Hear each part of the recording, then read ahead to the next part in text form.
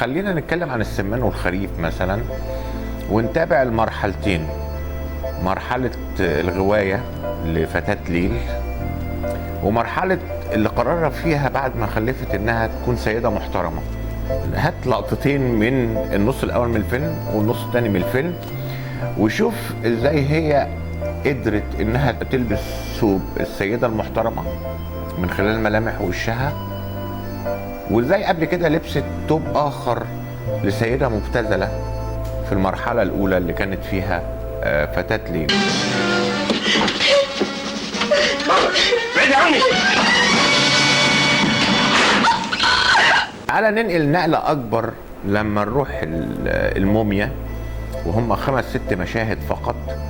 هذا الوجه الحجري كأنه منحوت زي اللي منقوش على الحجر بالظبط، خارج وجه جامد بشكل مستفز، يعني ما فيهوش أي درجة من التعبير، كأنه اكتسب ملامحه من الصخر اللي هو عايش جواه.